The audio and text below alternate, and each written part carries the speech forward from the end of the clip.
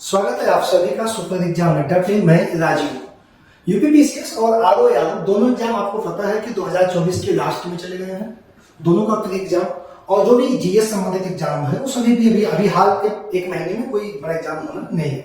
ठीक है, हम आपके लिए 15 क्वेश्चन की वो सीरीज लेके आए हैं। शुरुआत के टॉपिक्स होंगे इसमें भारतीय राज्य व्यवस्था या भारतीय संविधान के 15 ऐसे क्वेश्चन, भारतीय संविधान के बेटा, भारतीय संविधान के 15 प्रश्न। कितने प्रश्न? 15 प्रश्न। तो इन प्रश्नों में खासियत क्या है कि जो मैं लेके आया हूं ये ऐसे प्रश्न हैं जो यूपीपीसीएस से जुड़े हुए हैं। पहली चीज यूपी से है। दूसरा इनका सबसे खास बात है कि ये सभी प्रश्न अभी तक 3 बार, 5 बार, 7 बार, 8 बार, 10 बार रिपीट हो चुके हैं। तो ऐसे प्रश्नों की श्रृंखला है जो 4 बार, 5 बार से ज्यादा रिपीट हो चुके हैं या बार बार पूछे जा रहे हैं। हम उन प्रश्नों को लेकर आपके लिए आए हुए हैं। अब जैसे पहला प्रश्न मिला है कि किस अधिनियम के द्वारा ब्रिटिश संसद ने चाय और चीन, ब्रिटिश संसद ने चाय और चीन के साथ व्यापार को छोड़कर ईस्ट इंडिया कंपनी के भारत के साथ व्यापारिक एकाधिकार को समाप्त कर दिया था। अब ये प्रश्न आपने देखा कि यूपी आरओ मेंस 17 में आया और यूपीपीसीएस मेंस 2015 में आया है। बहुत पुराना प्रश्न तो नहीं, 2015 और 17 का आया हुआ प्रश्न है। अब आपको पूछ रहा है ये कि किस अधिनियम के द्वारा चाय और चीन के साथ व्यापार को छोड़कर सभी व्यापारिक एकाधिकार समाप्त किए गए। तो किसको छोड़कर? चाय और चीन को छोड़कर। और दूसरा शब्द आएगा कि सभी व्यापारिक एकाधिकार, सभी व्यापारिक एकाधिकार कब समाप्त किए गए। तो अगर इन दोनों में क्या होगा कि एक में हम कहेंगे 1813 और दूसरे में कहेंगे 1833। पहले में क्या कहेंगे? 1813 कहेंगे कि इसमें क्या कह रहा है, यही प्रश्न पूछा है कि चाय और चीन के साथ व्यापार को छोड़कर ईस्ट इंडिया कंपनी के भारत के साथ व्यापारिक एकाधिकार को, मतलब पहला वाला तो 1813 का चाणक्य अधिनियम हमारा बिल्कुल सही उत्तर हो जाएगा। आपका ऑप्शन ए सही रहेगा। दूसरा प्रश्न क्या कह रहा है? दूसरा प्रश्न देखो यूपीपीसीएस मेंस 8 में, ठीक है, फिर प्री में लगातार है, इसके बाद भी प्रश्न आया हुआ है। एक निर्वाचित संविधान सभा, कैसी संविधान सभा, लेकिन कैसी? निर्वाचित संविधान सभा द्वारा भारत के संविधान का निर्माण करने का प्रस्ताव किया गया था। भारत में निर्वाचित संविधान सभा द्वारा संविधान का निर्माण करने का प्रस्ताव सबसे पहले किसने किया था? ये बात दूसरी है। संविधान सभा की मांग किसने की? संविधान सभा। इसमें कह रहा है कि एक संविधान सभा होगी जो कैसी होगी? निर्वाचित संविधान सभा होगी। साइमन कमीशन द्वारा, भारत सरकार अधिनियम 1935 द्वारा, क्रिप्स मिशन द्वारा या कैबिनेट डेलीगेशन द्वारा। तो पहली बार अगर हम बात करें तो आप सबको पता है कि ब्रिटेन के प्रधानमंत्री चर्चिल थे और उन्होंने स्टेफर्ड क्रिप्स के नेतृत्व में मार्च 1942 में एक मिशन भारत भेजा जिसका नाम था क्रिप्स मिशन। क्या नाम था? क्रिप्स मिशन, जो बेटा 22 मार्च 1942 को भेजा गया। 1942 को भेजा गया। किसकी अध्यक्षता में? स्टेफर्ड क्रिप्स की अध्यक्षता में। किसकी अध्यक्षता में? स्टेफर्ड क्रिप्स की अध्यक्षता में यह दल भारत आया। इस दल के भारत के आने का उद्देश्य क्या था? तो बेटा इसका जो पहला उद्देश्य यह था कि यह द्वितीय विश्व युद्ध के दौरान यह भारत से सैन्य सहायता प्राप्त करना चाहता था। दूसरा कारण यह था कि पूर्वोत्तर से जापान भारत पे चढ़ाई करने को तैयार था। ये चाहता था कि अगर भारत पूर्णतः विलय कर देगा तो हम जापान को पूर्वोत्तर में पराजित कर देंगे। इसके आने के बाद कुछ घोषणाएं हुई और उन्हीं घोषणाओं में एक घोषणा यह थी कि आपको विश्व युद्ध के बाद आजाद कर दिया जाएगा और एक निर्वाचित संविधान सभा का गठन कर दिया जाएगा। तो यहाँ पे क्या कर दिया गया? निर्वाचित संविधान सभा द्वारा निर्माण का प्रस्ताव। ऑप्शन सी बेटा आपका बिल्कुल सही उत्तर होगा, कैबिनेट मिशन द्वारा। ठीक, अगला प्रश्न बेटा हमारा कौन सा है? कैबिनेट मिशन योजना के अंतर्गत, कैबिनेट मिशन योजना के अंतर्गत संविधान निर्मात्री परिषद की में प्रत्येक प्रांत को आवंटित सदस्य संख्या निर्धारित करने के लिए एक प्रतिनिधि कितनी जनसंख्या के अनुपात में था? अब इस क्वेश्चन का जवाब आपको अगर देना हो तो सबसे पहली बार, इसके पहले आपने पढ़ा क्रिप्स मिशन। क्वेश्चन कई बार आया है, प्री 2 बार और प्री में लगातार प्रश्न पूछा गया है। ये एसएससी में भी और नॉर्मल आरपीएफ और सामान्य एग्जाम में कई बार पूछा जाता है। अब अगर डायरेक्ट में उत्तर देना हो तो मैं कह दूंगा 10 लाख व्यक्ति पे एक प्रतिनिधि, 10 लाख व्यक्ति पे एक प्रतिनिधि निर्वाचित होना था। अब आपको पता होगा कैबिनेट मिशन भारत आया और उसने क्या कहा, एक निर्वाचित संविधान सभा के गठन का प्रावधान किया। कैसी संविधान सभा? निर्वाचित संविधान सभा। तो जो संविधान सभा के प्रतिनिधि होंगे वो कैसे होंगे, 10 लाख जनसंख्या पे एक प्रतिनिधि होगा। और यहाँ पे आपको क्या सही टिक करना है, ऑप्शन बी, 10 लाख पर प्रति एक प्रतिनिधि, आपका ऑप्शन सही हो जाएगा। अगला प्रश्न है, भारतीय संविधान सभा का गठन किया गया था लोअर सबऑर्डिनेट का 19 में, मेंस में, स्पेशल मेंस में 8 में, 4 में, 9 में, प्रश्न लगातार आया हुआ है। भारतीय संविधान सभा का गठन किया गया था, भारतीय संविधान सभा का गठन किया गया था। अब ये क्वेश्चन शायद इतनी बड़ा, इतना टफ क्वेश्चन नहीं होना चाहिए था। क्यों? भारत सरकार अधिनियम 1935 बिल्कुल नहीं, क्रिप्स योजना बिल्कुल नहीं, कैबिनेट मिशन योजना के अंतर्गत बिल्कुल सही। कैबिनेट मिशन योजना के अंतर्गत आपका क्या हो जाएगा, बिल्कुल सही उत्तर हो जाएगा 1946। भारतीय संविधान सभा का गठन किसके द्वारा किया गया, कैबिनेट मिशन योजना के अंतर्गत किया गया। अगला हमारा प्रश्न होगा, भारत के संविधान निर्माताओं ने 7वीं अनुसूची में वर्णित समवर्ती सूची की अवधारणा को ग्रहण किया था। यूपीपीसीएस के मेंस 11 में, 12 में, 14 में, 16 में, प्री 15 में लगातार देखो प्रश्न पूछा है।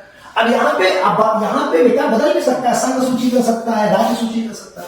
4 देश दिए गए, इटली से हमने कुछ लिया नहीं है, पहली बात तो समझो, इटली से हमने कुछ लिया नहीं है। अब इसमें कनाडा सबसे पहले आया, तो संघीय शासन व्यवस्था, अगर हम कनाडा की बात करें तुमसे, तो सबसे पहले हमने कनाडा से क्या लिया बेटा, सबसे पहले लिया संघीय शासन व्यवस्था। सबसे पहला कनाडा से हमने क्या उठा लिया, संघीय शासन की व्यवस्था उठा लिया। दूसरा, केंद्र द्वारा राज्यपालों की नियुक्ति हमने कहां से ले लिया, कि कनाडा से ले लिया। तो संघीय शासन व्यवस्था, केंद्र द्वारा राज्यपालों की नियुक्ति, और उच्चतम न्यायालय का परामर्श निर्णय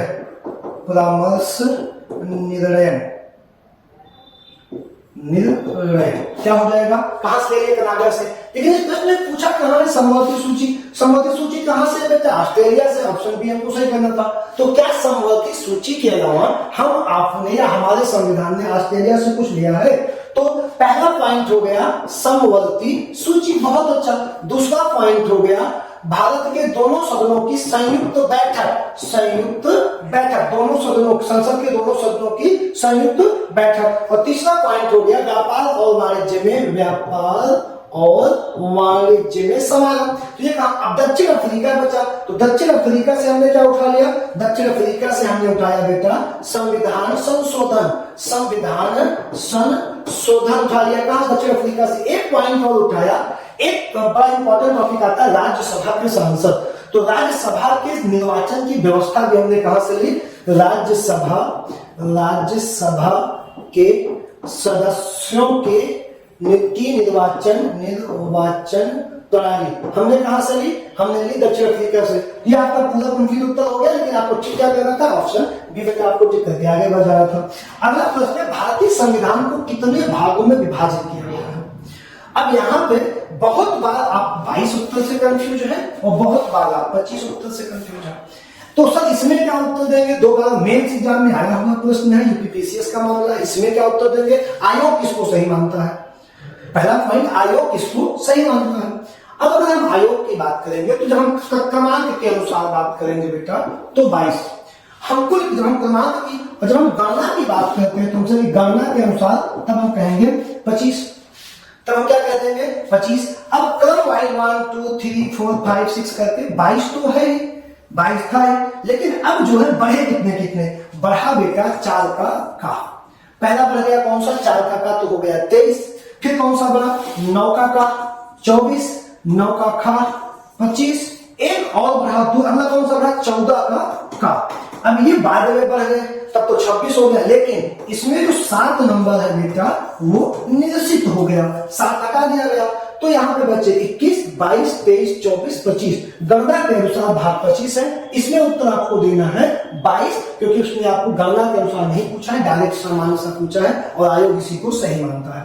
ठीक, अगर हमारा प्रश्न है लोअर पीसीएस, यूपीपीसीएस मेंस 2 बार, 5 में भी आया है, 11 में भी आया है, 2002 में लोअर में होता। रिवीजन इतना इंपॉर्टेंट है प्रीवियस ईयर का। अब तुम देखो सूची 1 को सूची 2 के साथ सम्मिलित कीजिए और सूचियों के नीचे दिए गए कोड का प्रयोग कर सही उत्तर को चुनिए। ये आपका क्या है, क्वेश्चन है। सूची 1 संविधान के अनुच्छेद, सूची 2 उनके अंदर जो विषय दिए गए हैं। पहला विषय अगर हम नहीं आता हमको कुछ 54 दिया गया है। अब आपको पता है 52 से 60 61 राष्ट्रपति है, तो क्या इन चारों में राष्ट्रपति का कुछ मामला है? 54 खत्म करो। तो भारत के राष्ट्रपति का निर्वाचन है, प्रधानमंत्री के मंत्रिपरिषद, राज्यपाल, मुख्यमंत्री, राज्य विधानसभा। तो पहले को पहले से मिला दो। अब तुम देख लो बाबू साहब कि एक ग्रुप में 1 1 2 2, तो इसका मतलब सी वाला उत्तर नहीं होगा, डी वाला उत्तर नहीं होगा, इन्हीं दोनों में से कोई एक उत्तर होना चाहिए। अब आपका क्या है? 75 दिया है। 75 राष्ट्रपति के बाद क्या शुरू हो गया? प्रधानमंत्री, उसकी मंत्रिपरिषद की कहानी शुरू हो चुकी थी। तो प्रधानमंत्री और उसके मंत्रिपरिषद की नियुक्ति 75 में है। बी में 2 यहां दिए, डी में 2 यहां है। इन दोनों से आप उत्तर निकाल नहीं सकते। अनुच्छेद 155 राज्य के राज्यपाल की नियुक्ति, तीसरा ये सही हो गया। और चौथा 164 राज्य के मुख्यमंत्री और मंत्रिपरिषद की नियुक्ति, ये सही है। तो राज्य विधानसभाओं की संरचना किसमें दी गई है? तो बेटा राज्य विधानसभाओं की संरचना दी गई है किसमें? अनुच्छेद 170 में। हम मिला सकते हैं इनको करके, आपका ऑप्शन सही हो जाएगा, ए वाला बिल्कुल सही हो जाएगा। चलो अगला प्रश्न क्या है? अगला प्रश्न भी सेम है, आरो 16 में। इस प्रश्न को सिर्फ इसलिए उठाया हूं, कितना अच्छा मजाक था आयोग का तुम्हारे साथ कि प्री 16 में आया, फिर जब री एग्जाम हुआ प्री का 16 में उठाकर फिर क्वेश्चन दे दिया। सेम क्वेश्चन पहले आया, फिर उठाकर री एग्जाम में डिक्टो क्वेश्चन कॉपी कर दिया। सेम क्वेश्चन सूची 1 को सूची 2 के साथ मिलाइए। इसके अलावा कोई प्रश्न इसमें नहीं है। सूची 1 को सूची 2 के साथ मिलाइए।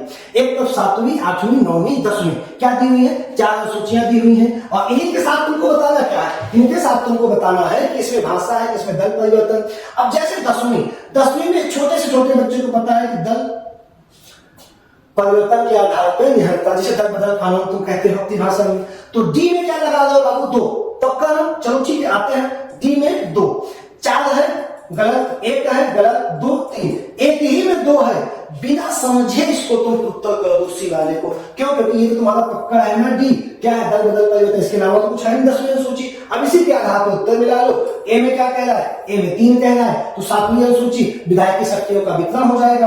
बी में क्या कह रहा है? बी में 1 कह रहा है, भाषा हो जाएगी 8वीं अनुसूची। सी में क्या कह रहा है? 9वीं अनुसूची। 9वीं अनुसूची कुछ अधिनियमों का विधि मान्यकरण हो जाएगा। आपका ऑप्शन सी बिल्कुल सही उत्तर हो जाएगा।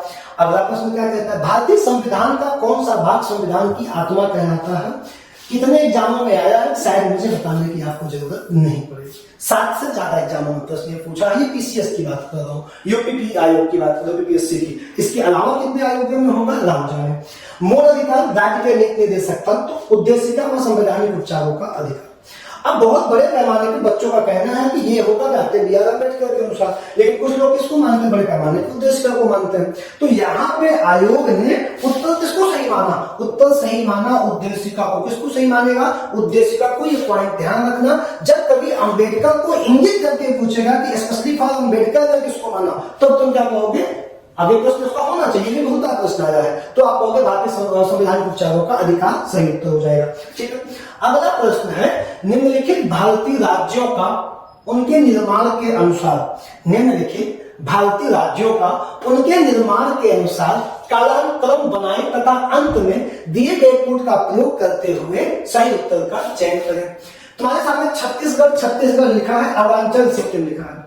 बेटा बड़ा अच्छा तुमको बात पता है। अब तुमको पता है छत्तीसगढ़, झारखंड और उत्तराखंड सन 2000 में बना, तो छत्तीसगढ़ भी 2000 में बना सन 2000 में और झारखंड भी 2000 में बना, लेकिन छत्तीसगढ़ बना 9 नवंबर को और झारखंड बना 15 नवंबर को। तो कोई ऐसा ऑप्शन तुम, और ये सब इसके पहले बने हैं, कोई ऐसा ऑप्शन ढूंढना जिसमें छत्तीसगढ़ क्या हो आगे हो, झारखंड पीछे हो। छत्तीसगढ़ क्या हो आगे हो, झारखंड पीछे हो। तो ऐसा कोई ऑप्शन तुमको दिख रहा है जहां एक के पीछे 3 हो, एक के आगे 3 है, एक 3, ये भी बन सकता है, और यहाँ पे कुछ है नहीं, या तो ये बन सकता है। उत्तर आपका क्रम में, क्योंकि ये दोनों बहुत पहले हैं, इन दोनों का कोई क्रम नहीं। इसका क्रम है छत्तीसगढ़ 9 को और झारखंड 15 को। इन दोनों में एक उत्तर यहाँ पे बन सकता है, लेकिन ये उत्तर क्यों नहीं बनेगा? क्योंकि इन तीनों राज्यों के बाद एक राज्य और आया है तेलंगाना, ये दोनों इसके पहले हैं। तो ये यहाँ पे जो 2 है, ये भी इसके क्या होता पहले। तो तुम बिना सोचे समझे, अगर तुम समझदारी से ठीक करोगे तो क्वेश्चन आराम से लग जाता। अब अगर तुमसे फैक्ट की बात करना है तो 1975 में बेटा सिक्किम बना है, 1975 में सिक्किम बना है, 1987 में अरुणाचल बना है, 2000 में वो दोनों बने हैं। ये पीडीएफ जल्दी नहीं मिलेगी। इसको लिख लो। आंध्रा सबसे पहला है 1953 1 अक्टूबर में बना है। राजस्थान दूसरा है 1956 1 नवंबर में बना है। महाराष्ट्र 1960 1 मई को बना है। नागालैंड 1963 1 दिसंबर को बना है। हरियाणा 1966 1 नवंबर को बना है। हिमाचल प्रदेश 1971 25 जनवरी को बना है। मेघालय 1972 21 जनवरी को बना है। सिक्किम 1975 16 मई को बना है। अरुणाचल प्रदेश 1987 20 फरवरी को बना है। छत्तीसगढ़ आपका 2000 1 नवंबर। उत्तराखंड 2009 नवंबर। और झारखंड आपका यहाँ पे क्या हो जाएगा 15। तो क्वेश्चन में फाल्ट हो गया था, बाबू उसको 1 नवंबर करने गलती हो गई, ठीक है। यहाँ पे क्या हो गया 1 नवंबर 9 नवंबर और 15 नवंबर हो जाएगा। अब अगले प्रश्न की ओर चलो। भारतीय संविधान का कौन सा अनुच्छेद अस्पृश्यता का उन्मूलन करता है और किसी भी रूप में इसका आचरण निषेध करता है? कोई एग्जाम एसएससी उठा लो, रेलवे उठा लो, पुलिस उठा लो, भरा पड़ा है ये प्रश्न। यहाँ किसी पीयूपी का एग्जाम देख लो, भरा पड़ा है अनुच्छेद 70। इसके अलावा कुछ भी नहीं। अगला प्रश्न है, बहुत ही मजेदार प्रश्न है, सिविल में यूपीएससी में भी पूछा गया प्रश्न है, लेकिन ये बुक आप किसी भी पीसीएस की कलम ले आई कलेक्शन ले आई है। निम्नलिखित अधिकारों में कौन सा अधिकार अनुच्छेद 19(1)(d) को अनुच्छेद 21 से मिला के पढ़ने के प्राप्त होता है? क्या तुम्हें पता है अनुच्छेद 19(1)(d) क्या है? सबसे पहले तुम जानो अनुच्छेद 19(1)(d) क्या कहता है, फिर जानो 21 क्या कहता है। इन दोनों को मिलाकर पढ़ने का मामला उठा कहां से? अब बेटा ये क्या है? प्राण एवं दैहिक स्वतंत्रता, प्राण एवं दैहिक स्वतंत्रता आपका 21 हो गया। और 19(1) का डी क्या है कि भारत के राज्य क्षेत्र में, भारत के राज्य क्षेत्र में सर्वत्र विचरण व अबाध संचरण की व्यवस्था, ये कहता है 19 का 1(d) और बेटा ये कहता है 19 का 1(d) और ये कहता है आपका 21। अब एक मामला हुआ, मामला क्या हुआ लिखो चाहो तो, मलक सिंह व अन्य बनाम पंजाब हरियाणा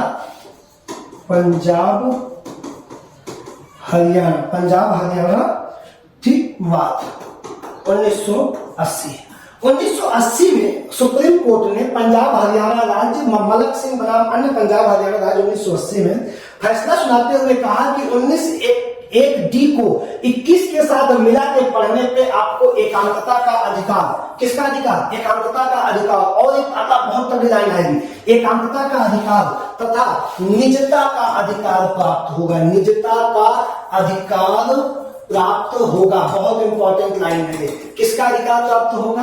निजता का अधिकार प्राप्त होगा। ये बहुत, एकांकता का अधिकार और निजता का अधिकार प्राप्त होगा। किसको मिलाकर पढ़ने पे? 19(1)(d) को 21 के साथ मिलाने पे सुप्रीम कोर्ट ने 1980 में कहा कि एकांकता और निजता का अधिकार प्राप्त होगा। अगला प्रश्न, निम्नलिखित में से किस एक अधिकार को डॉक्टर बी.आर. अम्बेडकर द्वारा संविधान की आत्मा कहा गया? धर्म की स्वतंत्रता का अधिकार, संपत्ति का अधिकार, समानता का अधिकार, संवैधानिक उपचारों का अधिकार। आया कितनी बार है मत पूछो, खुद देख लो। अब तुम कहोगे सर 32 संवैधानिक उपचारों का अधिकार आपका सही उत्तर हो जाएगा। अगला प्रश्न है, निम्नलिखित में से किसके द्वारा संपत्ति के मूल का लोप किया गया? संपत्ति मूल अधिकार था, उसे हटा के 300 में कानूनी अधिकार में डाल दिया गया। अब संविधान का 40वां संशोधन, 42वां, 44वां या 46वां? अब आपको पता है कि 44वां संविधान संशोधन अधिनियम कब हुआ था बेटा? 1978 में, 1978 में हुआ था। इसी के द्वारा संपत्ति के अधिकार को मूल अधिकार से हटा के कानूनी अधिकार बना दिया गया, जो लागू कब हुआ था? 1979 में ये लागू हो चुका था। और ये हुआ कब? 1978 में। कितनी बार ये प्रश्न आया हुआ है तुम खुद देख लो। ठीक, आगे बढ़ते हैं लास्ट प्रश्न पे अपने। जोखिम भरे उद्योगों में बाल श्रम का उपयोग निषिद्ध किया गया है। जोखिम भरे उद्योगों में बाल श्रम का उपयोग निषिद्ध किया गया भारत के संविधान द्वारा। अब आपको पता है कि मूल अधिकार में भारत के संविधान में अनुच्छेद 24 द्वारा क्या किया गया है, बाल श्रम निषिद्ध किया गया है। 10 दिसंबर 1946 को सर्वोच्च न्यायालय ने इस मामले पर निर्णय भी दिया कि 14 वर्ष से कम आयु के बच्चों को खतरनाक कार्य जोखिम भरे कार्य नहीं किए जा सकते। और संयुक्त राष्ट्र के चार्टर में भी ये दिया गया है कि 14 वर्ष से कम बच्चों के लिए जोखिम भरे कार्य नहीं करने हैं। तो इसमें क्या आप समझ करोगे, उपयुक्त तो सभी आपका हो जाएगा और अच्छा प्रश्न था। तो बेटा ये 15 ऐसे प्रश्न जो लगातार 3 से 5 बार रिपीटेड प्रश्न है, आप इनका मजा लीजिए और पढ़िए, प्रैक्टिस करते रहिए। मैं ऐसे आता रहूंगा। धन्यवाद।